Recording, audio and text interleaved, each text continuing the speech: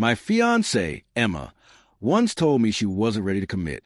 She said it with a trembling smile, her hand wrapped around a wine glass, swirling the liquid like it could somehow explain away the words coming out her mouth. I just think things are moving too fast, she whispered. I'm not sure I'm ready to commit right now. 5 years together, 6 months engaged, 3 months away from walking down the aisle. My name was on the house, the mortgage, the bills, the car. Her name? On a supplementary credit card I paid for. And now, in the very restaurant where I had planned to finalize our wedding catering, she looked me in the eye and asked me to wait. Not to leave her, not to end things, just to put my life on pause until she figured hers out. The sound in the room drained away, not peaceful silence, but that suffocating, airless quiet, like a vacuum after an explosion. My fork felt heavy in my hand. My voice didn't even sound like mine when I asked, "So, you're calling off the wedding?" She shook her head quickly, her eyes wide with fear of losing her safety net. No, not calling it off. I just need a pause. I need some time. I love you, Jake. You know I love you. I just need to be sure. Can you do that for me? Can you wait? On either side of her sat Lena and Chloe, her closest friends and self-appointed advisors. They leaned forward like backup singers ready to defend her. It's totally normal, Jake, Lena chimed in. Lots of women get cold feet. You just have to give her some space to breathe. Chloe nodded like an expert on love she had never truly known. Yeah, it doesn't mean anything bad. It's just nerves. You'll see. But I wasn't blind. Emma wasn't asking for space. She wasn't asking for reassurance. She was asking for both lives at once. The security of me waiting in the wings, while she tasted freedom without consequence. She wanted the ring. She wanted the status. She wanted a party in Miami with her girlfriends that very weekend, what was supposed to be our wedding weekend, without the weight of a husband waiting at home. And in that crushing quiet, a decision formed in my head, not born from rage, not heartbreak, just a cold, logical clarity. I pulled my hand from hers, forced a gentle smile, and gave her the word she wanted to hear. Of course. Take all the time you need. I'll wait. Her shoulders dropped in relief. She beamed at me like I had just rescued her from drowning. Oh, thank you, baby. I knew you'd understand. You're the best. Her friends leaned back, satisfied, their mission accomplished. They immediately switched gears, chattering about cocktails, outfits, and the Miami trip they were planning, on the ashes of what was supposed to be my wedding day. And me? I just sat there, nodding, smiling, paying the bill for everyone's expensive drinks, playing the role of the understanding fiancé, while inside, something entirely different had already begun. That night, after dropping them all off, I drove home to the house I owned, the house she decorated, but never paid for. I walked in, closed the door, and stood in the quiet. And in that silence, I started to work. There was no rage, no tears, no heartbreak, just a meticulous calm. First move, financial. I had recently sold an app One built, a side project that a major tech company had bought out for a life-changing sum of money. Emma knew about the deal. In hindsight, I realized that deal was the spark behind her sudden hesitation. I called my financial advisor. Within hours, my money was locked away in trusts and offshore accounts. Untouchable. Second move, her access. The supplementary credit card? Canceled. The joint account? Closed. The car I bought her for her birthday? Retitled in my name. She wouldn't notice at first, but soon she would. Third move, digital. I sat at my desk, logged into every social media account I had, and permanently deleted them. Not deactivated. Deleted. Photos, tags, years of memories. Gone in a series of cold, final clicks. Then I backed up my contacts, wiped my phone, and changed my number. Fourth move, physical. I opened a suitcase and filled it, not with clothes, but with laptops, hard drives, legal papers, and essentials for my new life. I walked through the house one last time, looking at her makeup on the bathroom counter, her dresses in the closet, her little trinkets on the shelves. I didn't touch a single thing. It was like walking through a museum of a life that was already dead. On the kitchen counter, I left one note, 2 words, "I'll wait." And then I left. By sunrise, I was on a plane. One-way ticket. Lisbon, Portugal. By the time Emma woke up, expecting me to play the patient, waiting fiancé, I was already gone. 6 weeks passed in silence. I rented a villa overlooking the ocean in a small coastal town. The air was salty. The food was fresh. The internet was fast. Nobody knew my name.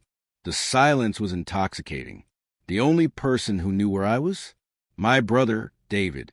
He became my lifeline, my storyteller, the one who fed me updates on the chaos I had left behind. The first week, Emma lived her fantasy. She told friends I was being supportive, giving her space. She partied every night, running up charges on the credit card that no longer existed. She bragged about freedom while leaning on money she thought was endless. Then Friday came. The card was declined. Once, twice, every attempt rejected. She called the credit card company. They told her the truth. The primary holder had canceled her card. Her voice cracked when she called my brother in a panic. "Do you know what's going on with Jake?" David played dumb. "No idea. Maybe ask him." "I can't. He's not answering," she shrieked. By the weekend, her panic escalated. Texts flew to mutual friends. "Hey, have you heard from Jake? He's acting weird." Then, "I think he's missing." By the end of week 2, the tone had changed. "Something's wrong. Please, someone help me." She went to my house with her key. She found everything exactly the same. Her clothes, her makeup, her trinkets. The only thing missing was me and the note on the counter. "I'll wait." David said she was hysterical. What does this mean? Wait for what? Where is he? David's response was perfect. "Isn't that what you asked him to do, Emma? To wait." By the 3rd week, her life unraveled. The car I had gifted her was repossessed. The massive bill from her week of freedom landed in her parents' laps. Her friends, Lena and Chloe, her loudest cheerleaders, distanced themselves. Suddenly, her drama wasn't fun. It was embarrassing, toxic. She started showing up at my old office, demanding answers. Nobody had any. I had quit the day the buyout was finalized. She went to my parents' house. My father looked her in the eye and told her she wasn't welcome. By the end of the first month, she was a pariah. The narrative had flipped. No longer the loving fiancée abandoned by her man. She was a woman who played games with security and lost spectacularly. The girl who asked the ghost to wait. 3 months later, I had rebuilt. I launched a small consulting firm in Lisbon, working from coffee shops by the ocean. I made friends, mostly expats like myself. I dated a local architect. Life was simple. Real. Emma, meanwhile, had spiraled deeper. Kicked out by Lena after a rent fight. Back at her parents' house. Working as a hostess at a chain restaurant. But her pride didn't quit. She told people I had abandoned her unfairly, that I was secretive, manipulative, changed by money. She tried to spin herself as the victim of my coldness. But too many people knew the truth. Too many people had seen her ask me to wait, and then plan a Miami trip on my wedding day. The final humiliation came when she hired a lawyer to sue me for breach of promise. Emotional damages. Lost time. My lawyer responded with 1 page. A notarized affidavit from our wedding planner confirming her words at dinner, plus the receipt from the $400 meal I had bought her and her friends at night. The letter ended with 1 line. "Jake has honored her request. He is waiting, just not here." The lawsuit vanished overnight. A year later, I was still in Lisbon, thriving. My business was strong. My relationship was real. My family was proud. Emma, still at home, still waiting, still telling anyone who would listen that she was wronged. But her story had become a legend in our hometown. The girl who asked the ghost to wait, and the man who did, not in her house, not in her life, but across an ocean in silence, where waiting no longer meant pause in my life. It meant building a better one without her. She's still waiting, but I never will again. I didn't rush into anything after leaving her. I took time for myself. At first, it was painful. walking into an empty room, realizing the silence wasn't temporary, but permanent. But with time, that silence turned into peace. I no longer had to brace myself for the next insult disguised as a joke, the next dismissal of my feelings, the next night wondering if I even mattered to the person I had built a life with. I started focusing on myself again, reading, working out, catching up with old friends, and even traveling a little. People often say heartbreak breaks you, but I found out it can also build you back stronger. She reached out a few times.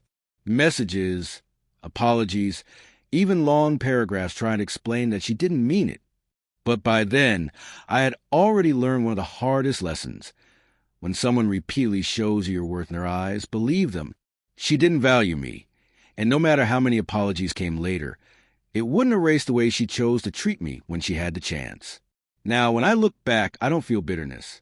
I feel gratitude, because walking away was the first time I truly chose myself.